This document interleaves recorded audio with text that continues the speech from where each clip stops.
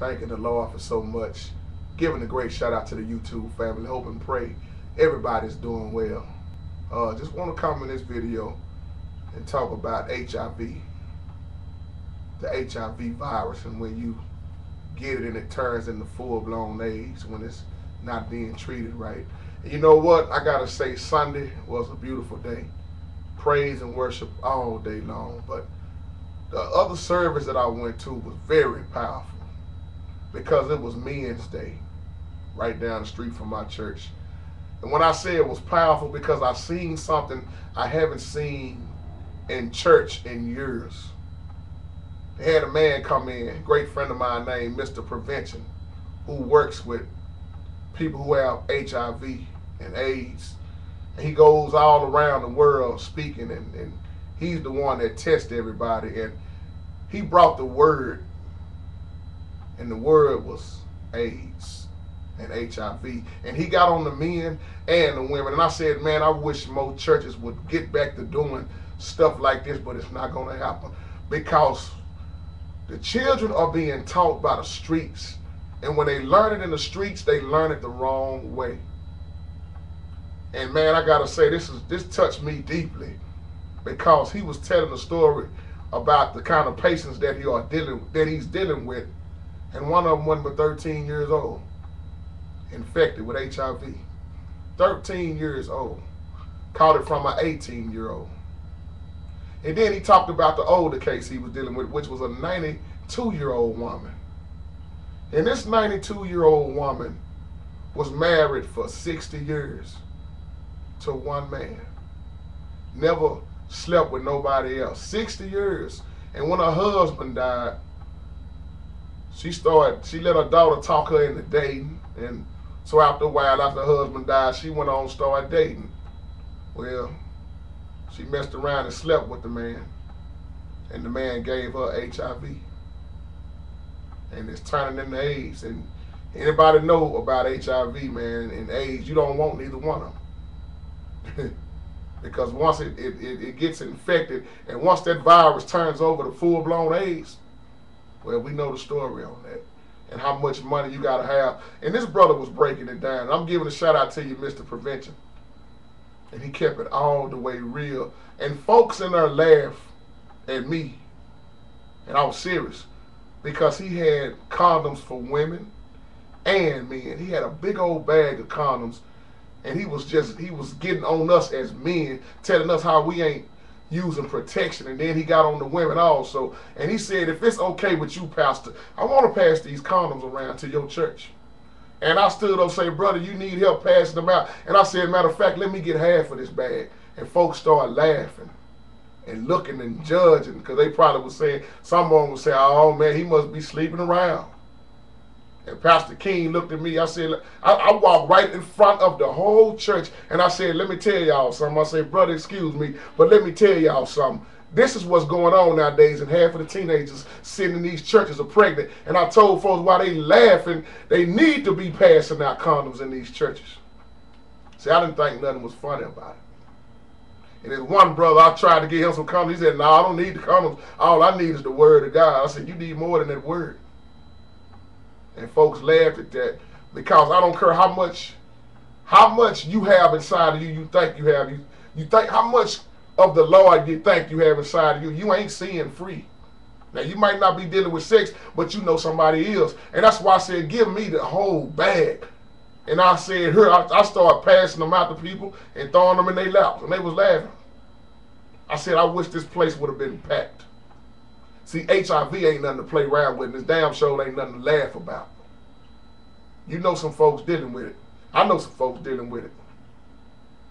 And I did. I walked across that whole front of that church with that big old bag of condoms in my hand. And then when I got through with the congregation, I walked in the pulpit. I said, pastors, y'all ain't excluded either. Get some of these condoms. They already had some. And I said, I'll take the rest of this bag. I said, let me take this bag to my neighborhood. See, this ain't no joke, folks. The house of God, oh man, sad thing, it ain't being taught in the homes, and then you won't even teach it in church. And if you could have been there to just hear this man speaking with what he got to deal with, And the case was so sad on the 13-year-old girl, man.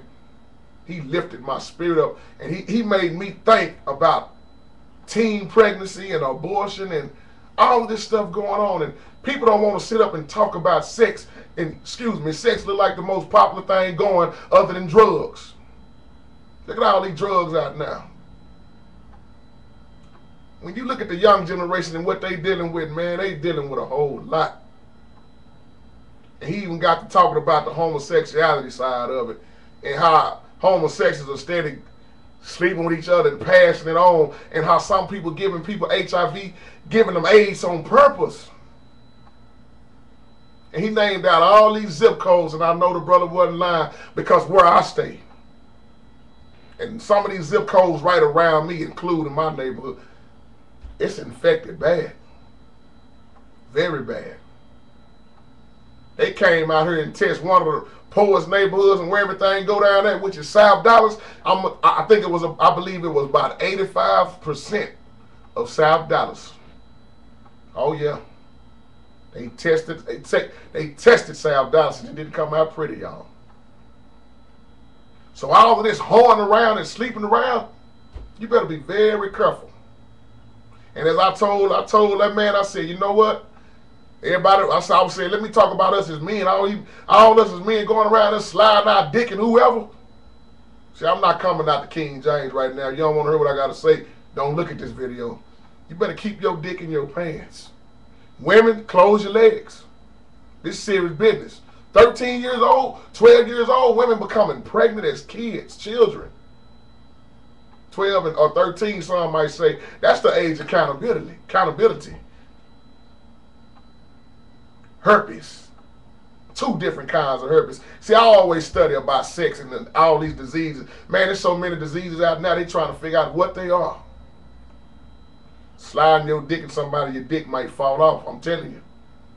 I hope somebody listening at this video and listening well. Because what you run up in, you might not be able to run up in nothing else no more. And it might take your life out. And I know a lot of people bragging about how many people they sleeping with. See, that ain't cool to me.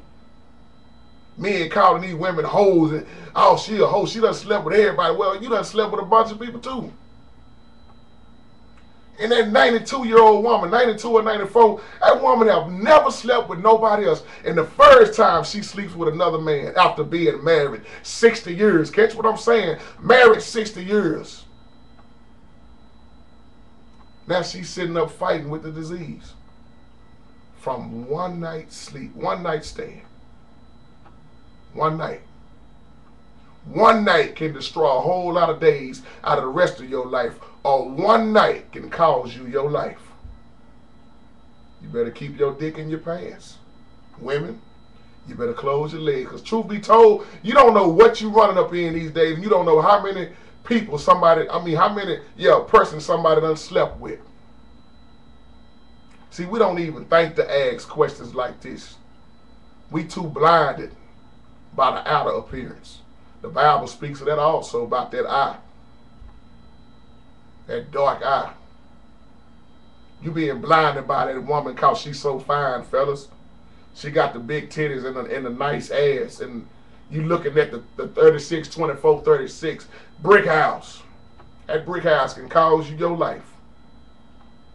But JT, man, she was fine, man. Well, was it worth your life? I don't care how big the ass is, how fine she is. You better start checking and finding out what else is wrong with folks. Good God Almighty, man.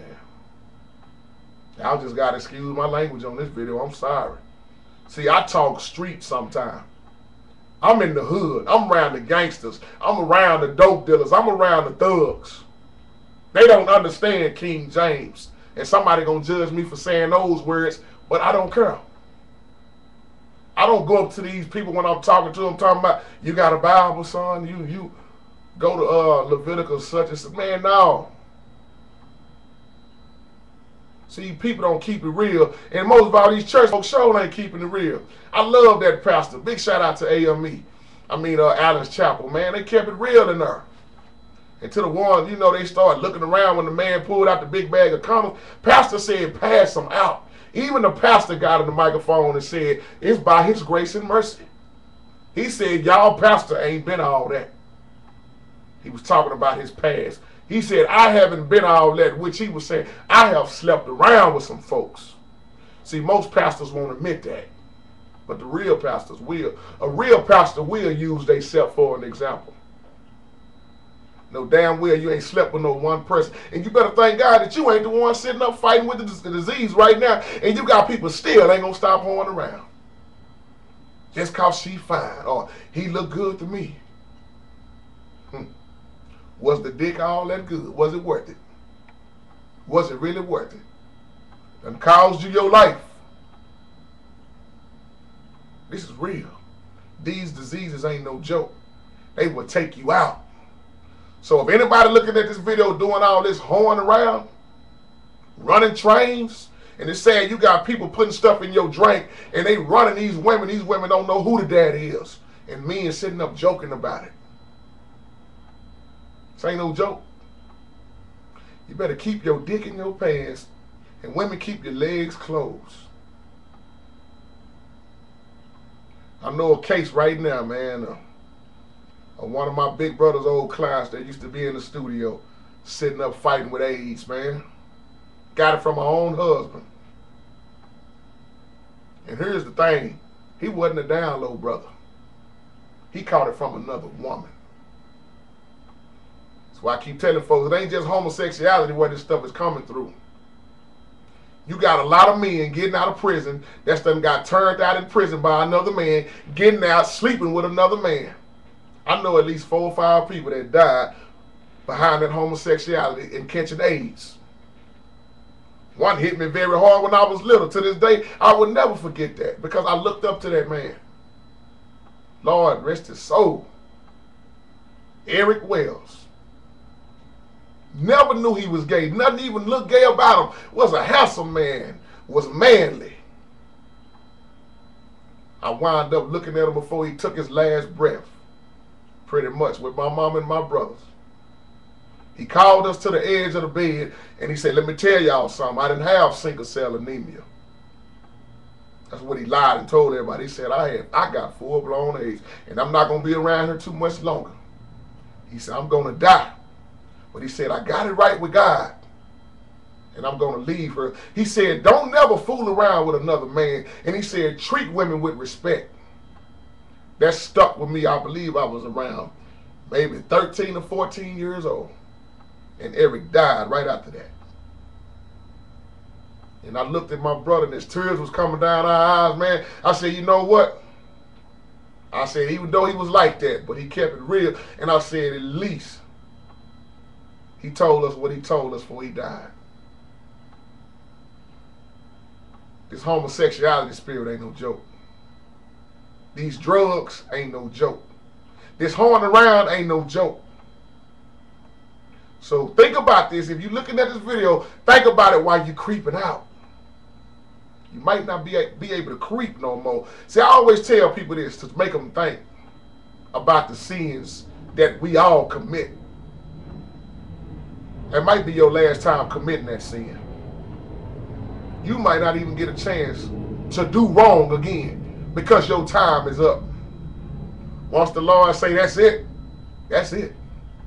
We don't think about it like that because we be having too much fun hoeing around, sleeping around, smoking all the drugs and dope and doing all this stuff that the Lord say don't do. This is your temple. People don't look at it as a temple no more.